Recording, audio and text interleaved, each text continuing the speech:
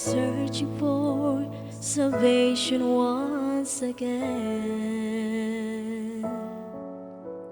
living in this world full of wickedness and guilt. My life was ruined by the cares of this world. I gave myself, my whole life to you. There's nothing in this life compares with you. I love you, I want you and I need you. Your words are your promises I stand, restoring my heart, restoring my altar, restoring my faith once again. I give you my heart, I give you my soul that was broken. For you are my peace, you are my hope, you are the love inside of me. You are my joy, you are my everything to me.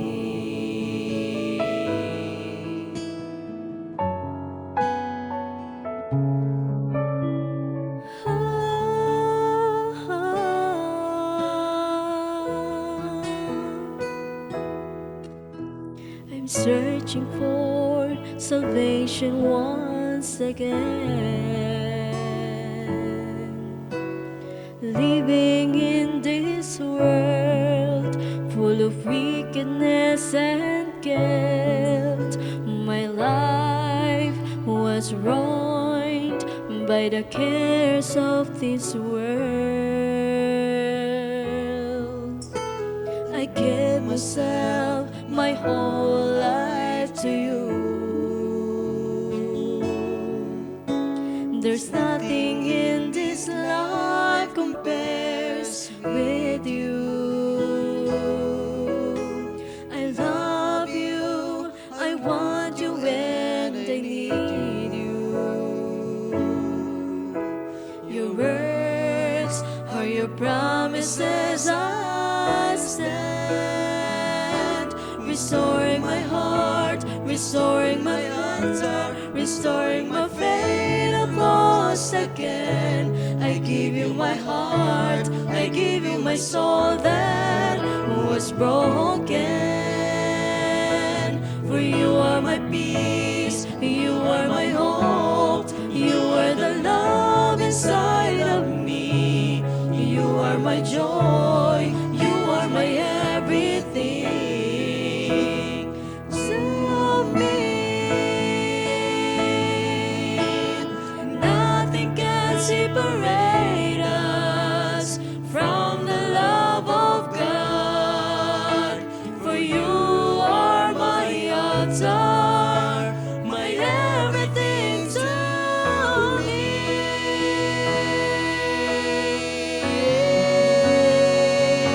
Restoring my heart, restoring my altar, restoring my faith I've lost again. I give you my heart, I give you my soul that was broken. For you are my peace, you are my hope, you are the love inside of me. You are my joy, you are my everything. Restoring my heart, restoring my altar, restoring my faith I've lost again. I give you my heart, I give you my soul that was broken. For you are my peace, you are my hope, you are the love inside of me. You are my joy, you are my everything to me.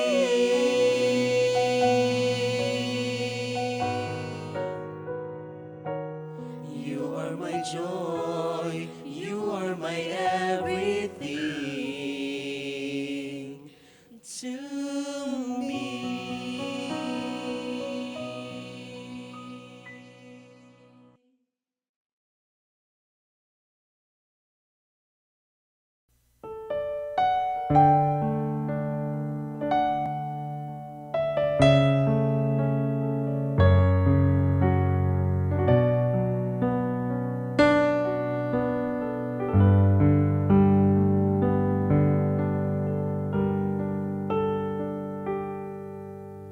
Sukat pa sinugdanan, ikaw gayud matinud-anon.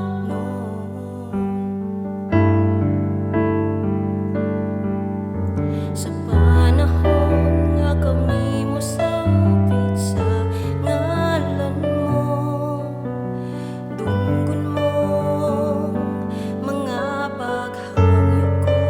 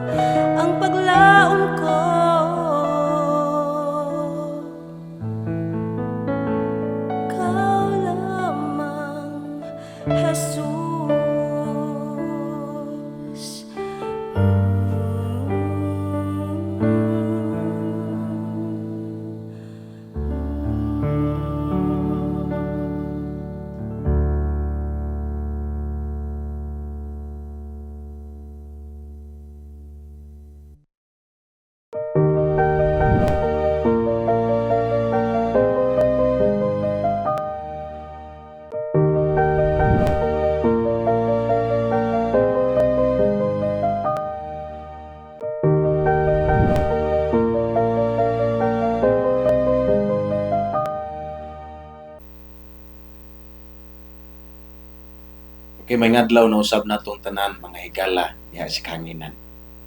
Nining tagnaa, niya kita sa ika-5 nga hugna nining atong series ang kamot nga nagsapnay kanimo.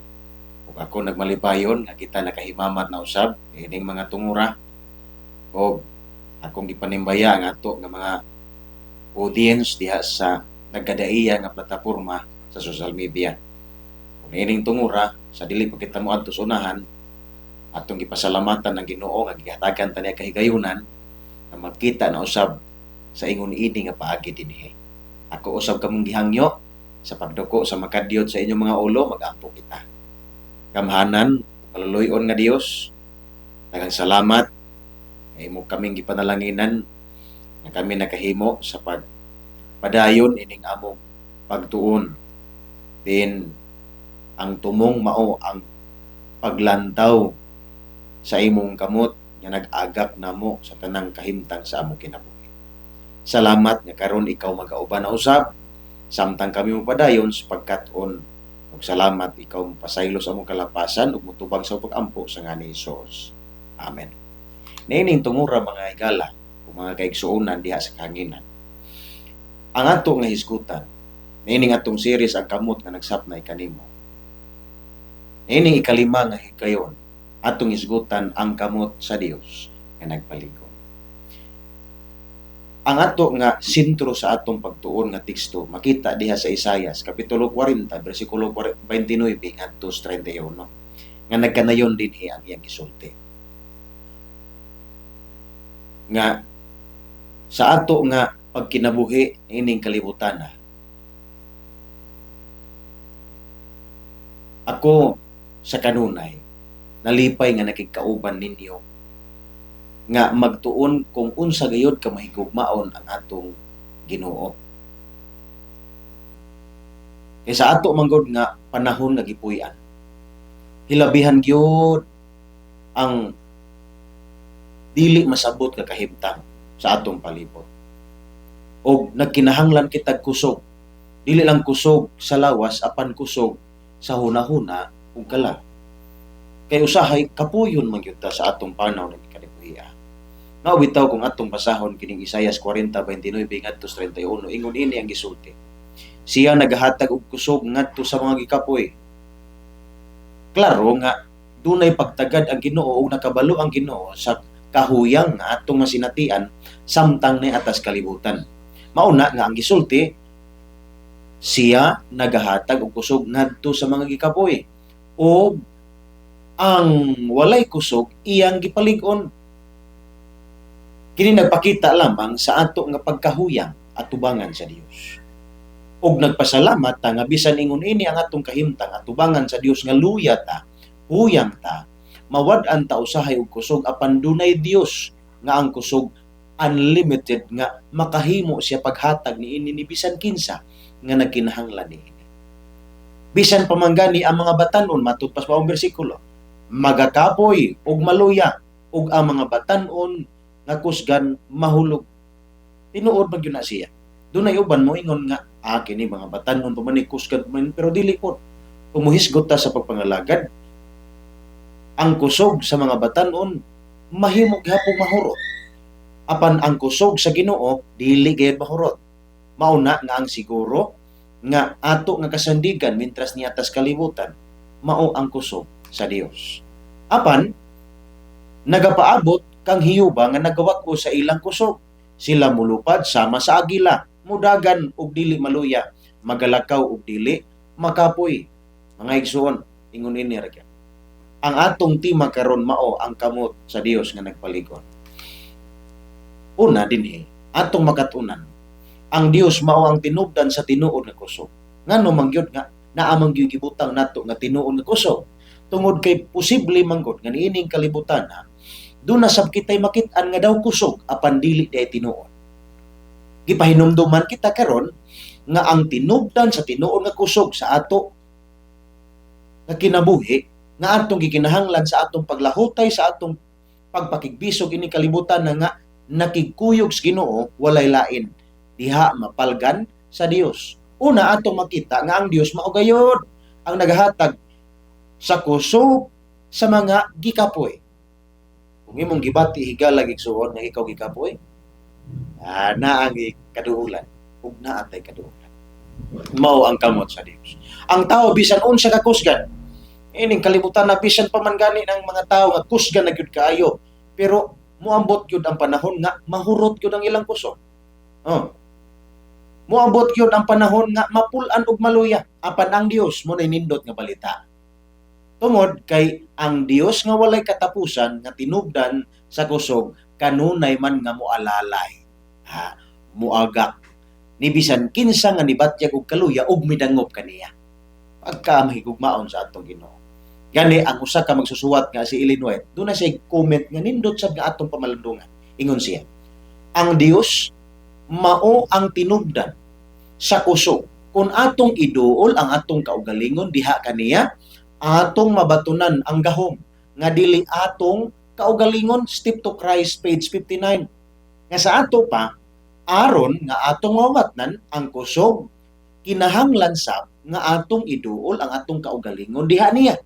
Aron atong mabatnan ang kusog nga dili gikan sa ato, gikan sa Ginoo nga mao'y maghatod sa mas hayag nga panaw nato nga Kristohano ni ining kalibutan na nga nagalaom ra gyud kanunay nga pinaagi ni anang maong kusog nga gikas Ginoo. Kita magadaw. Pagkanin. Dunay usa ka istorya mahitungod sa usa ka cellphone. Ang cellphone bisan unsa pa kini ka branded.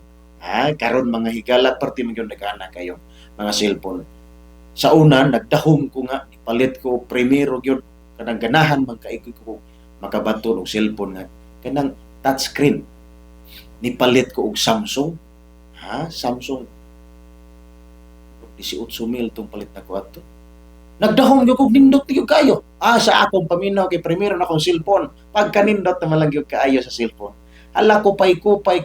Dunay mga gabi nga di ko kabantay sa oras. Kumikan kay nabaguhan gyud ko kay sukad masukad kadto pa man ko kahawid atong touchscreen nga cellphone. Hala, moabot na usay og alas 12 gabi. Pero milabay ang usa ka tuig. Daghanan po kay mga bag-o. Unya, nindot sab. Ang punto mao ni siya. Bisag unsa pa ni kamahal ang mga cellphone. Bisag unsa kini ka moderno, nindot kay kamera. Kung dili kini i-charge, mapalong og dili na magamit.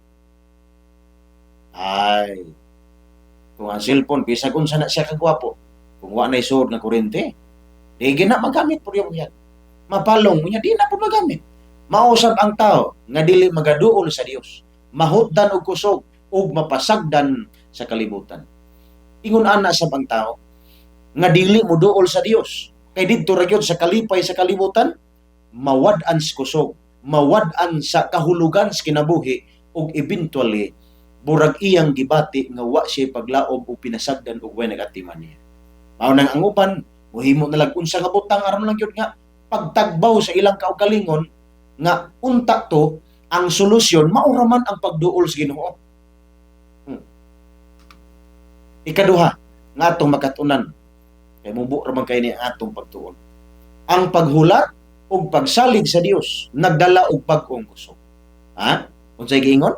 Kinahanglan nga dili kita mag-una-una sa kung unsay giplanos Ginoo, sa kung unsay gitudlos Ginoo nga maghimo-himo tag-ato.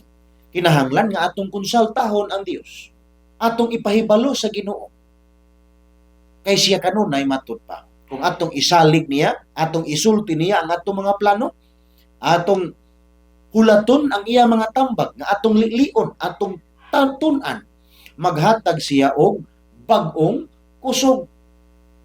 Kung kita nibatig kaluyaron, sa dihang kita mangonsultas Ginoo, musultis Ginoo, kunya musanong kung unsay tambag sa Ginoo, matagan kitag bag-ong kusog.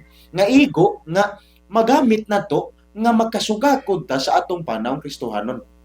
Ang teksto nag-ingon, apan ang nagapaabot kang hiupa, magabag-o sa ilang kusog. Kitang tanan dinis kalibutan nagpaabot na gyud tas Ginoo. Bisan pa man tuod og dunay mga tawo nga di gid mo tuos Ginoo. Pero ingon nga mga nagtuo Ginoo, nagpaabot sa Ginoo, kay gusto mas Ginoo nga kwaon tagikan dinhi. Matud pagkadtong nagpaabot, gikinahanglan nga bag-o, magbag-o ang kusog sa adlaw-adlaw kag kung magpabilin tas kusog nga daan posibleng mga luya gyud tag mga pukan. Ug walay lain nga magapabag-o sa atong kusog sa adlaw-adlaw kun dili ang Dios ra usab ug ang kamot sa Dios nga nagpalingkod. Ang paghulat dili pasabot nga maglingkod ra og walay buhat. Ang paghulat sa Ginoo dili po na pasabot nga magtinapol ta sa atong pagpangalagad. Nga maglingkod ra ta, kay mo may giingos Ginoo nga maghulat, dili ra ko maghulat. No. Ang paghulat diha sa Biblia nagpasabot og pagsalig, pagpaabot og pagdawat sa tanang plano sa Dios. O ti pasabot nga ang paghulat diha gipasabot sa balaang kasulatan dili kay maglingkod o magpuyo ta kundi maghimo ta kung unsay gisultis Ginoo, gitudlos Ginoo diha sa iyang pulong samtang kita nagpaabot sa iyang duol nga pag-ani. Ang Salmo 27 bersikulo 14 usab nag-ingon-ingon ini. Pagpaabot kang Hiyuba, paglig-on ug pagdasig sa imong kasing-kasing. Nga sa ato pagikinahanglan nga dili ta magluya-luya sa atong pagsunod kaniya. Gikinahanglan nga bisan sa pagsulay, bisan sa kagulanan, kita magmalipayon diha sa paglakaw kuyog niya nga nagadanag sa kahayag nga gikan sa Dios nga pinaagi sa imo ug akong kinabuhi ang kalibutan nga gigit-ngitan sa sala manghayagan og daghang mga tao ang matultulan sa dalan sa kinabuhi. Doon nag-iingon usab ang usa ka writer nga si Ellen White nag-ingon siya sa Desire of Ages sa iyang libro. 528 ingon siya. Dili gayod mapasagdan sa Dios ang nagasalig kaniya. Dili gyud motugot ang Ginoo ug di gyud magpasagad ang Ginoo niadtong mga tao, niadtong iyang mga kanakan nga nagsalig niya, dili gyud ug way bisan usa nga iya mapasagdan.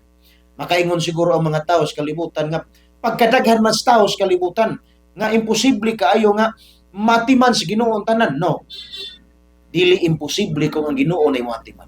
Kay bisan unsa kadaghan ang kalibutan, ang mga tao nga nagpuyo niini makit-an gihapon sa Dios ug mahimo gihapon niya at timanon tungod kay ang atong Ginoo gamhanan, mahigugmaon sa nga tanan ug dili siya buot nga dunay usa nga iyang gipawasagdan.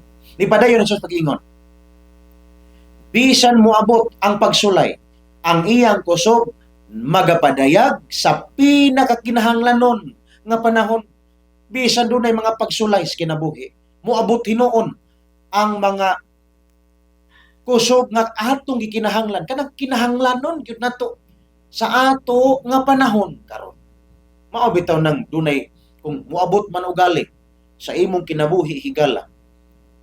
Igsoon nga daw moingon ka nga daw na kay kusog, di na ka magganahan mabuhi ing kalibutana, hinumdumi ba yan? Nga dunay Ginoo nga nagbulat. Nga kung muduol ka kaniya, mabat na nimo ang kusog sa paglakot. Aron nga makabaton kitag kalinaw, doon sa Dios. Doon. Sama sa usa ka mag-uuma mga higala kung atong pamalagdungan kining maong istorya. Nga nagtanom og mga liso, dili niya makuha dayon ang bunga. Kay ang pag-uma, dili man gyud nga inigtanom ni moron, mutubo niya ang mamunga dayon, dili man.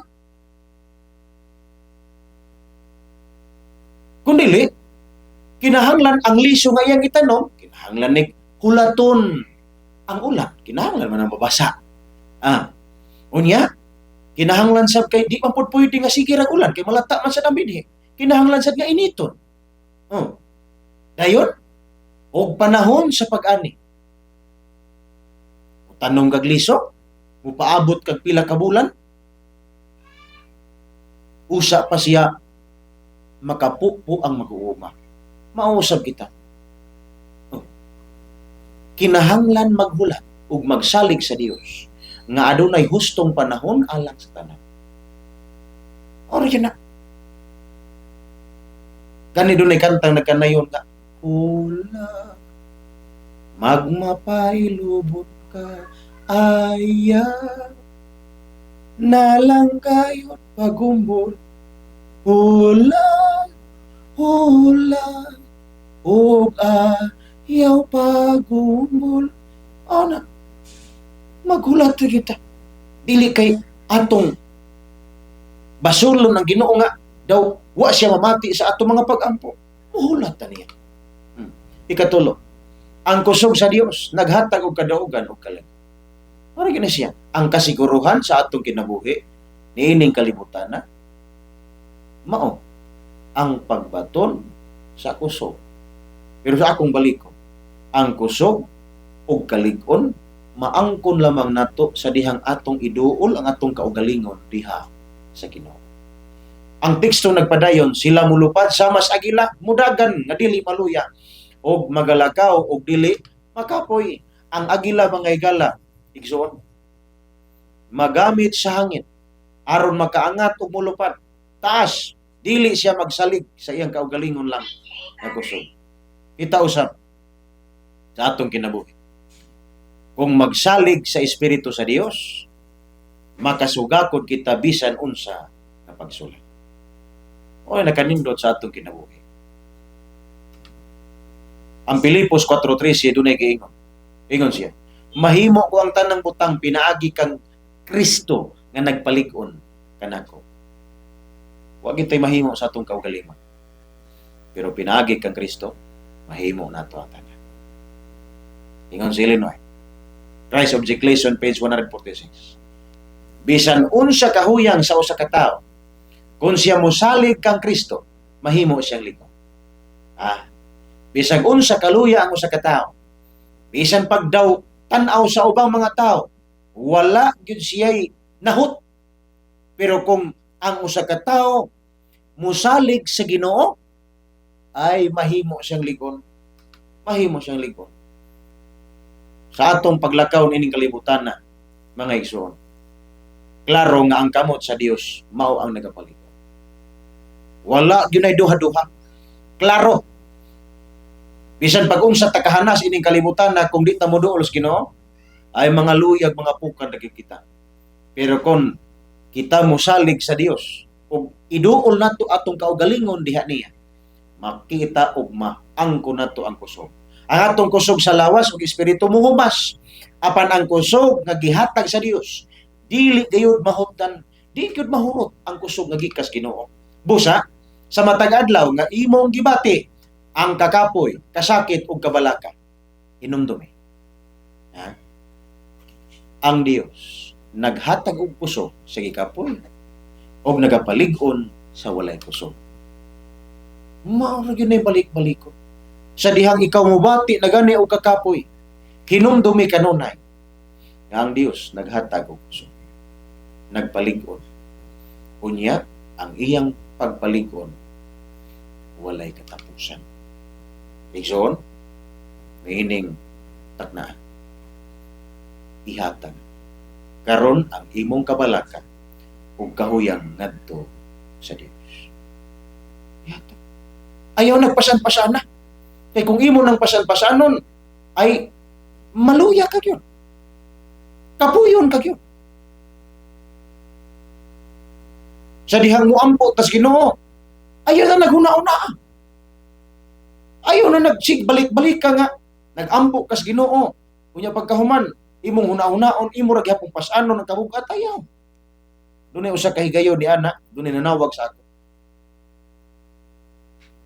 Nanawag siya alas 11 sa gabi. Alas 11 kapin sa gabi. At tingala kung ano nanawag ang gabi ni mga dako. Pero akong gitubag. Sa akong pagtubag, nagpasalamat siya nga akong gitubag. Kunya dayon, nisugod siya istorya nga siya dunay balatian. Kunya, di na siya ka lakaw. Maunang di na siya kasimba, gumikan kay nagbalatian siya. Unya na ay nakurat ko kay nisulti siya nga naamanggod siya matod pa kapakyasan nga nahimo kaniadto. Nga matod niya, wag yun hibal-i sa iyang bana. Unya, wag yun po niya masulti sa iyang bana. Unya, ang iyang bana kay namatay naman. Dugay na po nga panahon. Mauna nga matod niya, kanang wa man ko gipasaylos Ginoo. Ako siyang gipangutan-na, unya nag-ampo di kas Ginoo. Nag-ampo ko sa Ginoo. Unya nangayo kag pasaylos Ginoo. Nangayo ko pasaylos Ginoo. Pero akong gibati nga dubog at gihapon kaya ang akong dughan matud pa. Niya. Unya daw wa gyud ko gipasaylos Ginoo. Ako siyang giingnan. Oy. Ayaw na guna-una. Kay kung imo nang giuna-una, sama ra nga way kapuslanan ang imong pag-ampo. Kay sige ra man gihapon kag guna-una wa kapasayloas Ginoo. Human gi kita moduol sa Ginoo. Gidawat niya ang imong pagduol. Ug ayaw nagsigigpas ana kanang nakahasol nimo. Kay dili siya mo pasagad sa tanan nga ni duol kaniya. Mauna nga ang tambag nato karon mao ni siya ihatag ang imong kabalaka o kahuyang ngadto sa Dios. Tuguti nga ang iyang kusog mao ang magpalig-on og maghatod nimo sa pagkamalambuon sa kinabuhing Kristohanon samtang naghulat kita sa iyang duol na giyot nga pag-ani. Hinaot, higal lagig suon. Nga niining tagna, ato kining mahimo ang tambag aron nga sa pagbalik sa Ginoo ug mintras nagpaabot ta sa iyang pagbalik. Mabat na nato ang kalipay.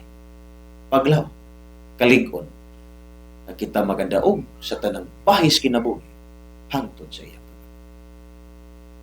At atong iduol sa Ginoo karon ako mong gihangyo sa pagduko sa inyong ulo mag-ampo ta.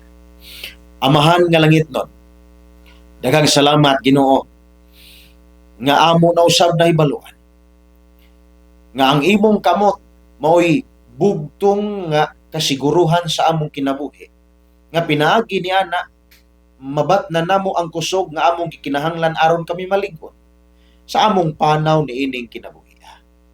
Ginoo, sa among kaugalingon kami maluya.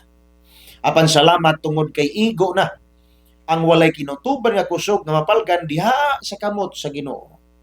Nimo Ginoo nga among magamit sa among paghulat sa imong duol pagani. Salamat kay ikaw magapanalangin namong tanan. Samtang kami mutugot nga imo kaming gunitan ug lig-unon aron kami makalahutay niining kahimtang nga dili masabot ining kalibutana. Apan kami nalipay tungod kay dunay Ginoo nga wala magpasagad hinuon, nagakupot ug nagalig-on namo hangtod moabot kami dihas kay ngarian. Salamat nga imong tubagon ang among gihangyo kay kini among gisalig sa pangalan ni Hesus. Amen.